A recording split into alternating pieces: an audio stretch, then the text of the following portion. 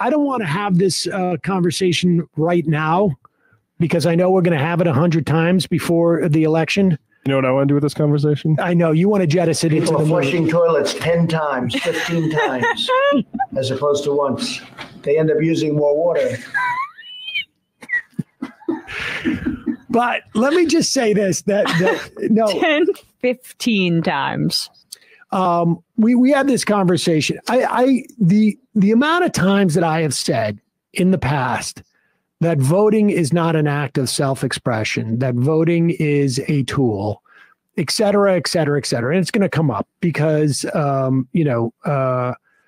there is real reason for people to be completely enraged and disgusted at Joe Biden, particularly from my perspective, on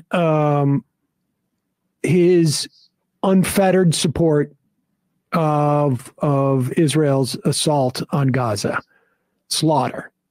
But the best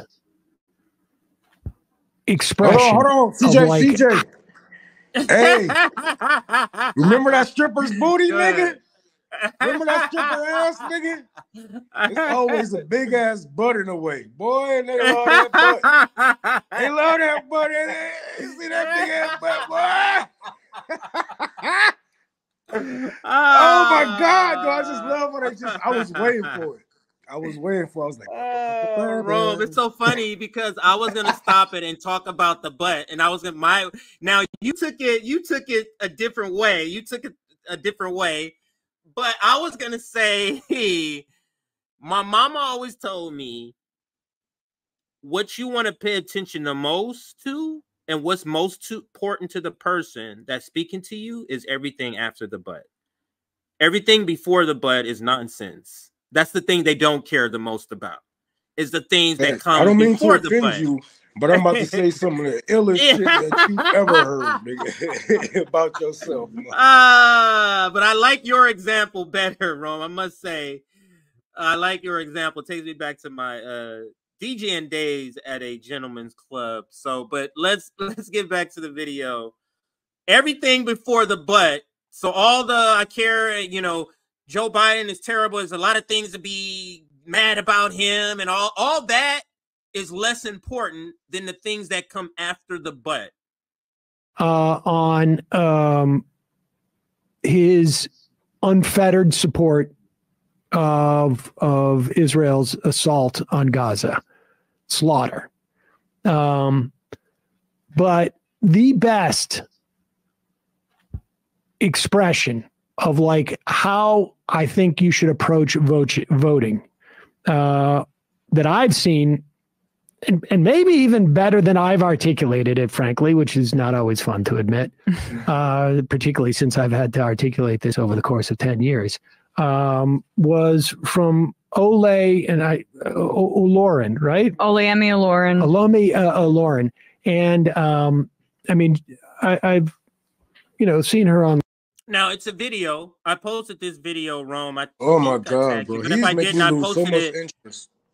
Yeah, I posted the video that he's speaking to that was on Ola, I just call her, on her podcast, and she has a bunch of different Black people in media spaces, Black activists, doctors, stuff like that in there. When she speaks, and then she goes to them and gets their opinion, from Ben Dixon to Conscious Lee to somebody named FD Fighter. I think he's very signal. He's very popular, but I don't know who he is. But they have a bunch of people in there. We're gonna be talking about this on Monday on the Nick and CJ show, the video that they're talking about. So don't worry, we're still gonna cover that, just not in this video. But understand, we will be covering that on Monday. Okay, so I just wanted to say that. Online for quite some time, but her perspective on voting, I think, is and she has a video out on it that somebody had recommended. I think it's titled like Voting Guide 2023. It just came out like I don't know, maybe a couple of weeks ago, and it's a long video. But you'll really only have to watch the first 15 minutes, in my estimation, 20 minutes, to get the Yes. I'll get to the 2023 election survival guide, 2024 election survival guide. Sorry. This came out. Wow. 8 days ago. Okay. And we'll put a link to this. You really only have to watch the first 15, 20 minutes, but I encourage you to watch the whole thing. But it really just expresses the whole point of voting, which is, you know, as a mechanism, one mechanism to make it easier for people to organize and get what they want. And it really is just one mechanism to make it easier. She's quite explicit about seeing government officials as her adversaries. She's a defense attorney, but she's also an advocate for carceral reform. But I think this applies to just about everything. That you're trying to get stuff from the government that they don't want to give you at different times, regardless of who is any given politician, because there's always going to be more than one politician, one government agency, one various sets of incentives that cut against stuff, even if people genuinely want and they're hard to provide it or don't want to provide it. It really doesn't matter. And the point is, you want to elect a person or people to these offices that are going to be the most susceptible, or you can articulate it as the weakest, against your advocacy for. So let's attack that point. This is the Social Democrats' point, to get in the person who will put up the weakest fight against what you want. Now, what is one of the biggest issues that we've been fighting for is not so much now, but Medicare for all. Now, when a person says, I will veto Medicare for all when it comes to my desk, explain that now to me when you say elect the weakest person against what you want. And then another thing, Roman, then I'll pass it to you if you wanted to chime in here. This is what I wrote down about this idea. The idea of fighting a friendlier opponent, meaning helping to elect who you're now seeing as a friendlier opponent in the Democratic Party or Joe Biden, that is debunked by the slumber of half of the so-called coalition of the left when a Democrat is in power. In other words, you go to sleep when a Democrat is in power.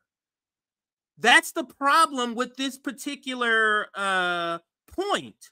Because this is a so-called friendlier adversary, you are acting friendly toward this person, which means you are in a slumber position.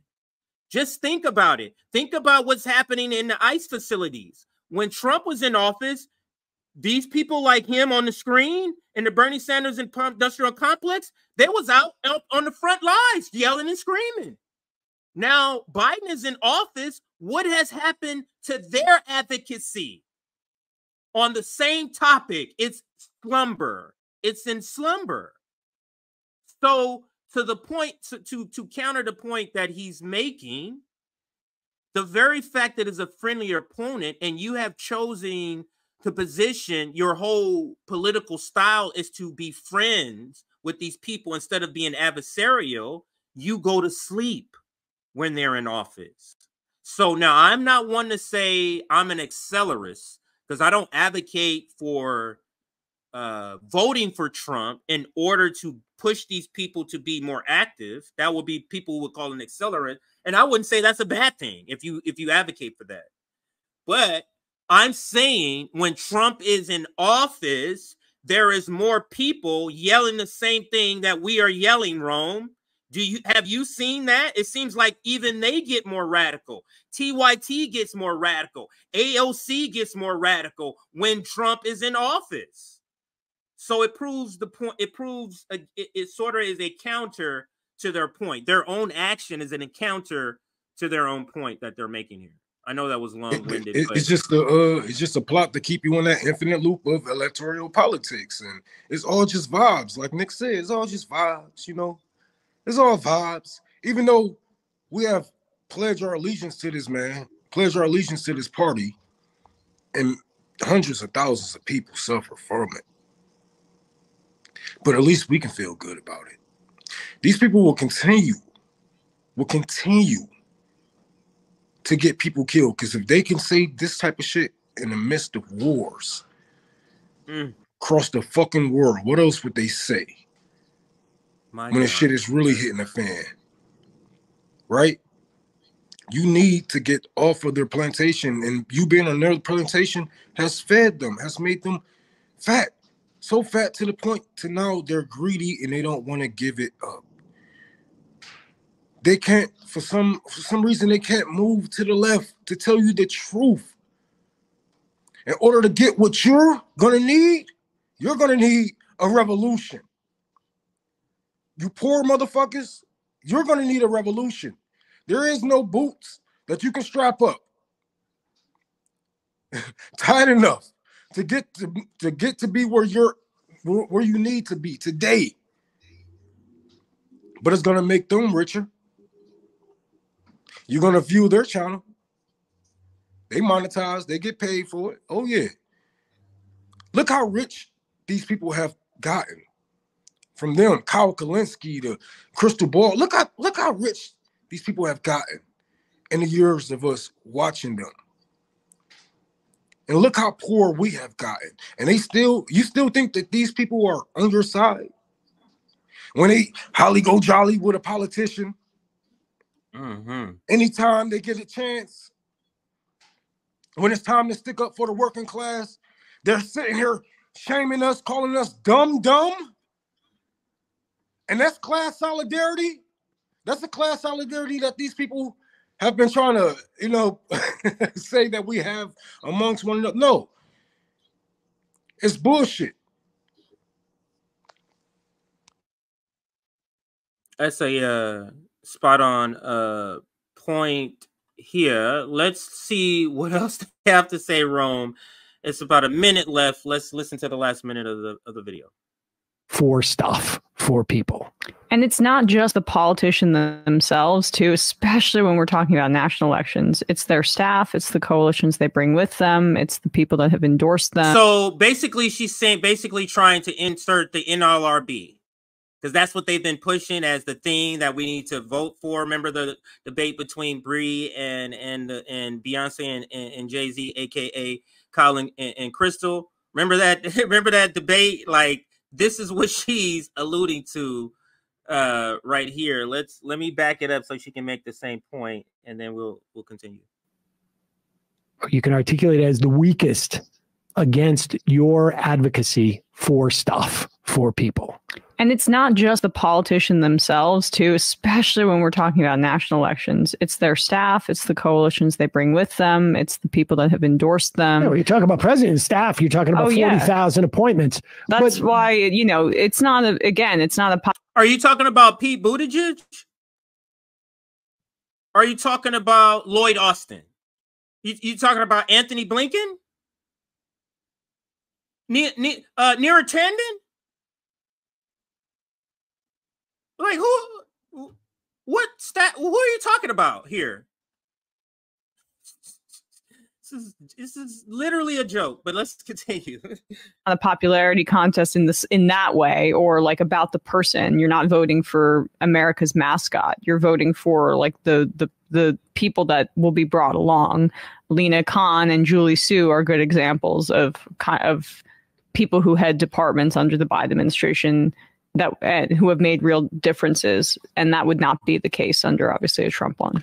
But if you I will, maybe we'll play a clip, but we'll isolate a clip that we can play so that we don't necessarily have to answer these questions every time. But in the meantime, go check that out. Yeah, they don't want to have to answer the questions about vote blue or vote genocide no matter who.